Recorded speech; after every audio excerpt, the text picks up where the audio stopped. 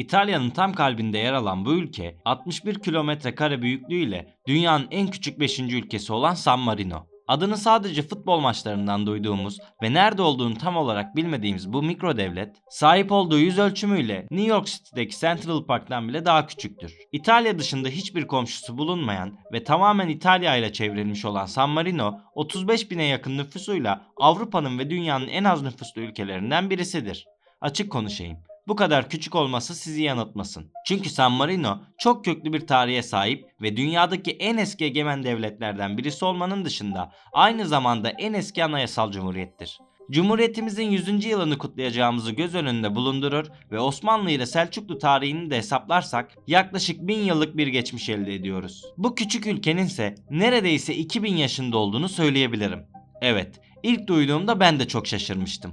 Bunun en temel sebeplerinden birisi İtalya sınırları içerisinde yüzyıllardır şehir devletleri kurulmuş olması gibi görünse de Medicilerin yönettiği Floransa ya da Genoa, Napoli gibi şehir devletleri günümüze gelene kadar İtalya ile birleşmiş ve İtalya'nın bir şehri olmuştur. Orta Çağ tarihi boyunca şehir devletleri Kutsal Roma İmparatorluğu'nda çok yaygındı. Bu eski ve mini devletlerin birçoğu Almanya ve İtalya devletlerini oluşturmak için birleşmişti. Diğer şehir devletlerinin aksine San Marino'nun günümüze kadar bağımsız olarak gelmesi bile onu başlı başına özel bir yer yapıyor. Bu yüzden akıllara şu soruyu getiriyor. San Marino neden İtalya tarafından yutulmadı? Bugüne kadar nasıl hayatta kaldı? San Marino, İtalya'da neredeyse 2000 yıla yakın bir süredir bağımsız olan bir ülkedir. Eşsiz bir tarihi ve kültürü var ama çoğu insan bunu bilmiyor. Bu videoda San Marino'nun neden var olduğunu ve dünyanın geri kalanı için neden bu kadar önemli olduğunu anlatmaya çalışacağım. Eğer sen de bana yardımcı olmak istersen videoyu beğenebilir ve kanalıma abone olabilirsin.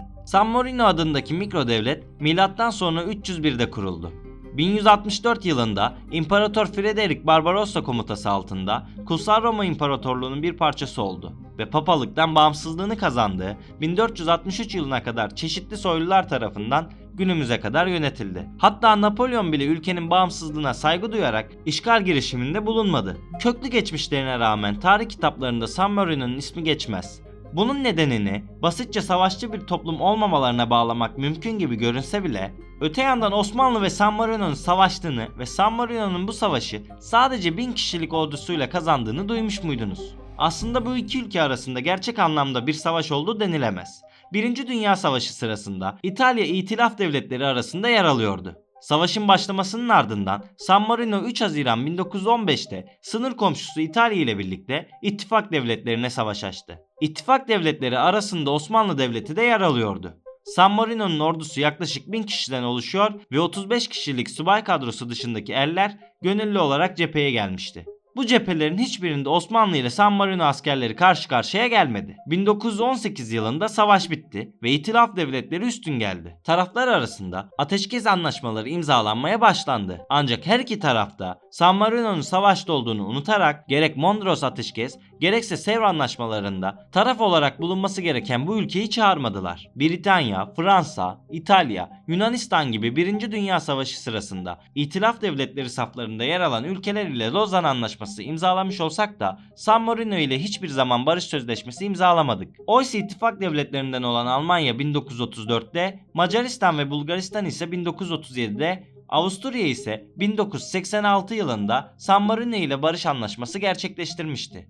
Bu da şu demek oluyor ki resmi olarak 107 yıldır San Marino ile savaş halinde görünüyoruz. İki ülke arasında askeri karşılaştırma yapmaya gerek olduğunu düşünmüyorum. Çünkü San Marino askeri kuvvetleri modern dünya ordularına kıyasla çok ama çok yetersiz. Dünyanın en küçük ordularından birine sahipler. Hatta ulus topraklarının güvenliği İtalya Silahlı Kuvvetleri'nin sorumluluğundadır. Öte yandan bu askerlerin sınırlarda devreye gezmek, hükümet binalarında nöbet tutmak ve ceza davalarında polise yardım etmek gibi çeşitli işlevlere sahip olduğu söylenebilir. Ülkede görev yapan polis ise San Marino ordusundan bağımsız bir kuvvettir. Az önce de belirttiğim üzere San Marino'nun İtalya ile çok yakın bağları var ve 1868'den beri İtalya ile diplomatik ilişkiler kuruyorlar. Ancak ilginç bir şekilde 28 Nisan 1904'e kadar hiçbir ülke tarafından diplomatik olarak tanınmamışlardır. Günümüzde ise Avrupa Birliği veya Schengen bölgesinin bir parçası olmamasına rağmen Avrupa Konseyi üyelerinden birisidir ve Avrupa Güvenlik İşbirliği Teşkilatı üyesidir. Aynı zamanda 2004'ten itibaren NATO üyeliği bulunmaktadır. Türkiye'nin de NATO üyesi olduğunu göz önünde bulundurursak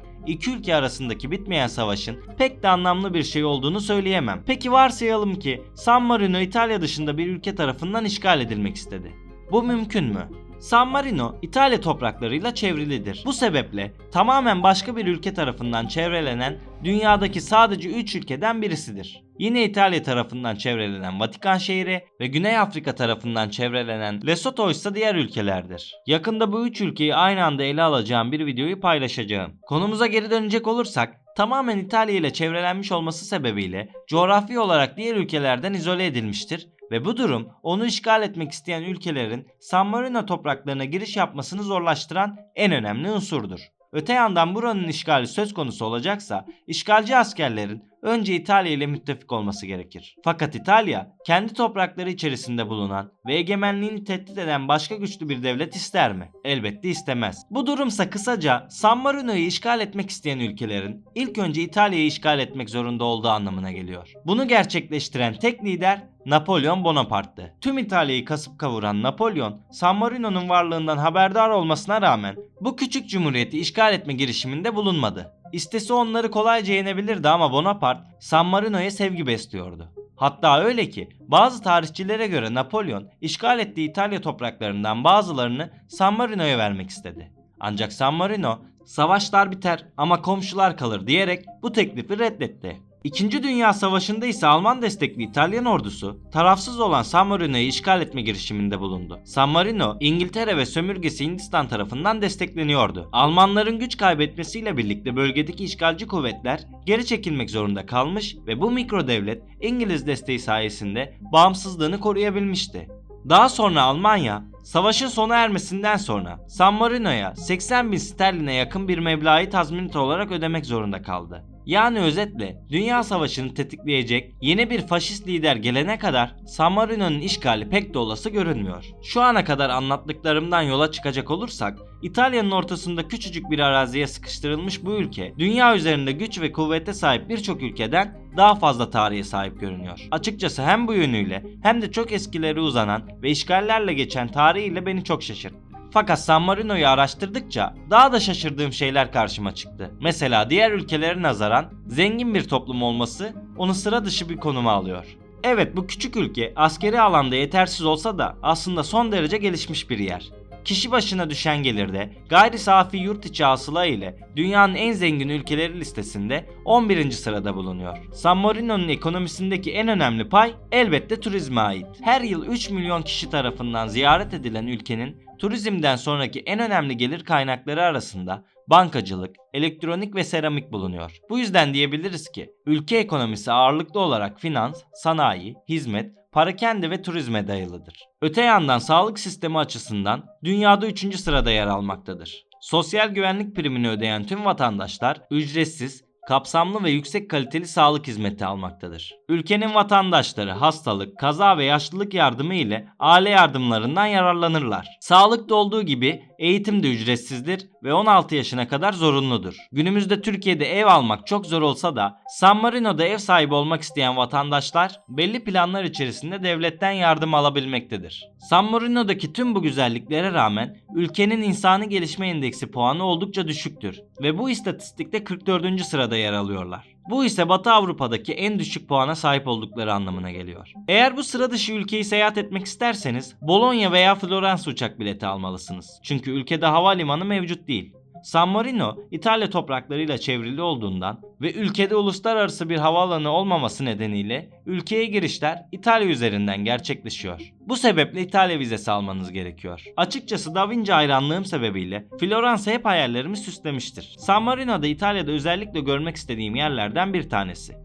İnanıyorum ki bu tarz videoları sizlerin destekleri sayesinde prodüksiyonlu bir şekilde olduğu yerden çekeceğim. Bu yüzden 50.000 abone yolunda desteklerinizi bekliyorum. Evet, genel olarak videoyu toplamak gerekirse San Marino kah tarihi, kah coğrafyası ve stratejik önemiyle oldukça sıra dışı bir ülke. Peki siz Avrupa'nın en küçük ama en zengin ülkelerinden birisi olan bu ülkeyi görmek ister miydiniz? Yorumlarda fikirlerinizi belirtin lütfen. Bu benim için çok önemli. Videoyu beğenmeyi ve kanalıma abone olarak beni desteklemeyi unutmayın. Bir sonraki videoda görüşmek üzere. Kendinize iyi bakın.